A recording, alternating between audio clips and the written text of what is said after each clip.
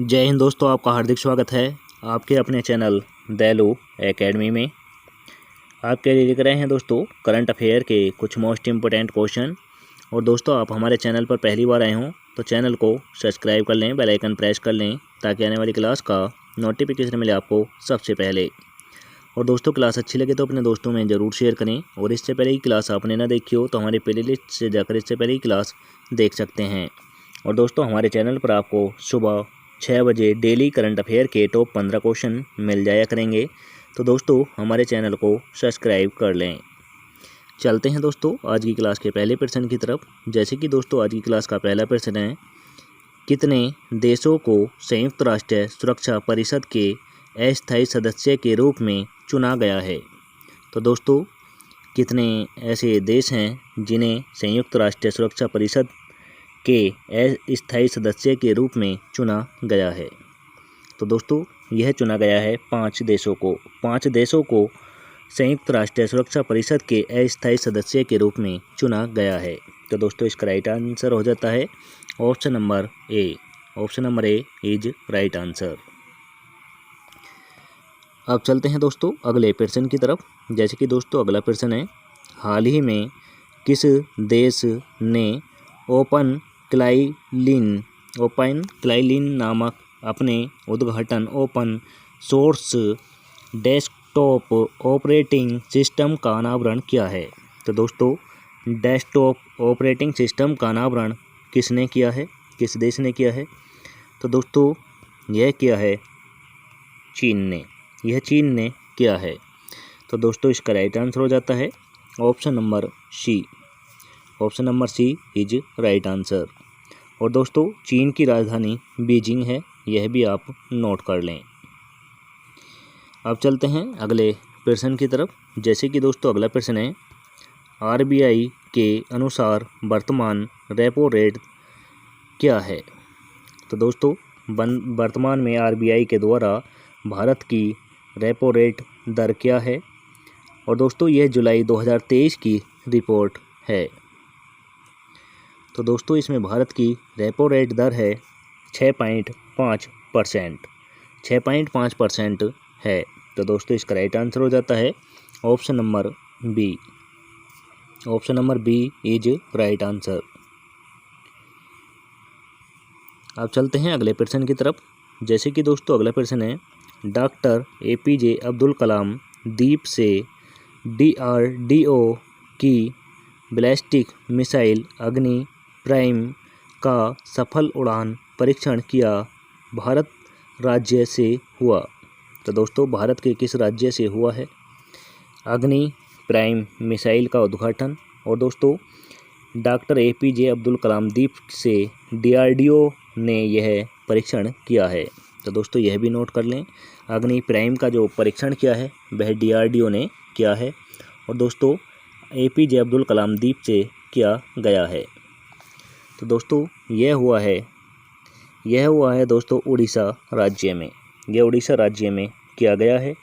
तो दोस्तों, इसका राइट आंसर हो जाता है option number A. Option number A is right answer. अब दोस्तों, यहाँ पर राज्यों का जिक्र हुआ है, तो दोस्तों इन सभी राज्यों की राजधानी बता दूं, नोट कर लें। उड़ीसा की दोस्तों भुवनेश्वर है, कर्नाटक की बेंगलोर है, तमिलनाडु की चेन्नई है, आंध्र प्रदेश की हैदराबाद है। अब चलते हैं अगले प्रश्न की तरफ। जैसे कि दोस्तों, अगला प्रश्न है, परिमल कुमार घोष जिनका हाल ही में निधन हो गया है किस पेशे से जुड़े थे?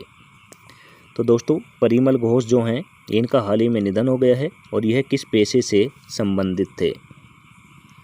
तो दोस्तों, परिमल घोष यह सेना में सैनिक थे और इनका हाल ही में निधन हो गया है। तो दोस्तों, इसका राइट आंसर हो जाता है option number C. Option number C is right answer. अब चलते हैं अगले प्रश्न की तरफ। जैसे कि दोस्तों, अगला प्रश्न है, हाल ही में किस देश ने स्पेस एक्स को इंटरनेट सेवा प्रदाता के रूप में काम करने का लाइसेंस प्रदान किया है? तो दोस्तों, किस देश ने स्पेस एक्स को इंटरनेट सेवा प्रदाता के रूप में काम करने का लाइसेंस दे दिया है? तो दोस्तों स्पेस एक्स को इंटरनेट सेवा प्रदाता के रूप में कार्य करने का जो लाइसेंस दिया है वह दिया है दोस्तों मंगोलिया देश ने। मंगोलिया देश ने इसे यह लाइसेंस प्रदान किया है। तो दोस्तों इसका राइट आंसर हो जाता है option number A. Option number A is right answer. अब चलते हैं अगले प्रश्न की तरफ। जैसे कि दोस्तों अगला प्रश्न है, विश्व महासागर दिवस किस तिथि को मनाया जाता है? तो दोस्तों विश्व महासागर दिवस किस तिथि को मनाया जाता है? तो दोस्तों यह मनाया जाता है 8 जून को। 8 जून को विश्व महासागर दिवस के रूप में मनाया जाता है। तो दोस्तों इसका राइट आंसर हो जाता है option number A. Option number A is right answer. अब चलते हैं अगले प्रश्न की तरफ। जैसे कि दोस्तों अगला प्रश्न है, तीसरा विश्व हिंदू सम्मेलन किस शहर में आयोजित किया जाएगा? तो दोस्तों तीसरा विश्व हिंदू सम्मेलन किस शहर में आयोजित किया जाएगा? तो दोस्तों यह किया जाएगा बैंकॉक में। बैंकॉक में तीसरा विश्व हिंदू सम्मेलन आयोजित किया जाएगा। तो दोस्तों इसका राइट आंसर हो जाता है option number B. Option number B is right answer. तीसरी बार दोस्तों विश्व हिंदू सम्मेलन आयोजित किया जा रहा है और दोस्तों यह बैंकॉक में किया जाएगा। अब चलते हैं अगले प्रश्न की तरफ। जैसे कि दोस्तों अगला प्रश्न है, हाल ही में किस भारतीय राज्य ने आमा पोखरी योजना शुरू की है? तो दोस्तों आमा पोखरी योजना किस राज्य ने शुरू की है?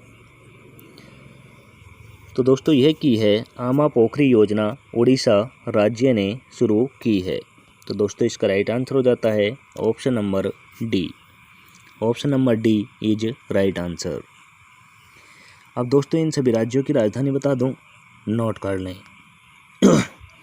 गुजरात की गांधीनगर है, गोवा की पणजी है, बिहार की पटना है, उड़ीसा की भुवनेश्वर है। अब चलते हैं अगले प्रश्न की तरफ।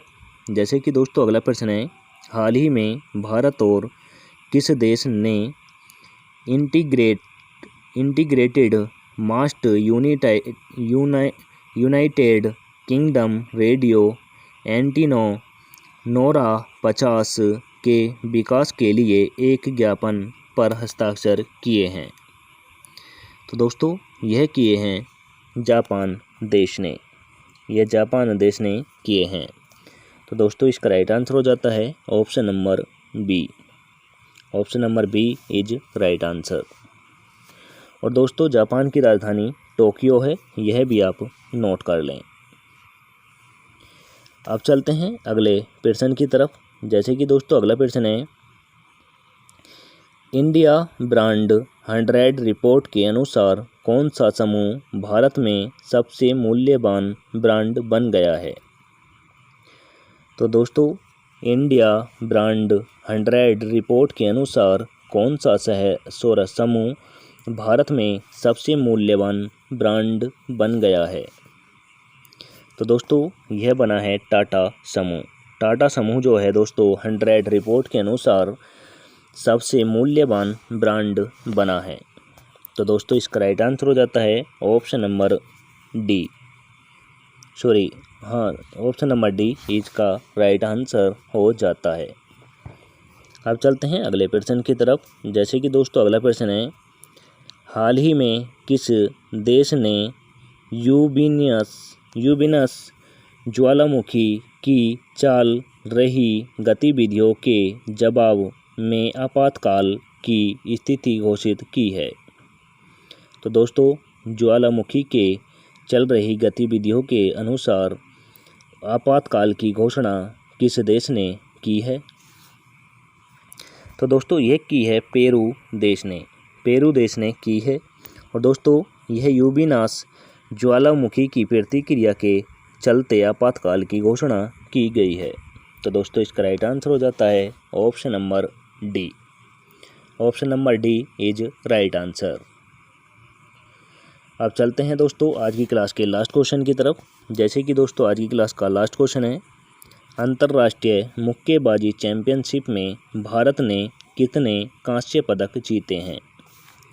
तो दोस्तों अंतर्राष्ट्रीय मुक्केबाजी चैंपियनशिप में भारत ने कितने कांस्य पदक जीते हैं।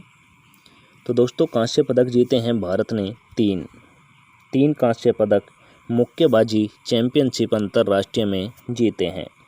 दोस्तों इसका राइट आंसर हो जाता है option number B. Option number B is right answer.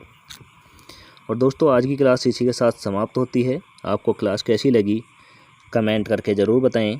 और दोस्तों क्लास अच्छी लगी हो तो अपने दोस्तों में ज़रूर शेयर करें। चैनल पर पहली बार आए हों तो दोस्तों चैनल को सब्सक्राइब कर लें, बेल आइकन प्रेस कर लें ताकि आने वाली क्लास का नोटिफिकेशन मिले आपको सबसे पहले। और दोस्तों हमारे टेलीग्राम चैनल का लिंक आपको डिस्क्रिप्शन में मिल जाएगा, वहां से जाकर आप PDF डाउनलोड कर सकते हैं। मिलेंगे दोस्तों नेक्स्ट क्लास के साथ। जय हिंद, वंदे मातरम।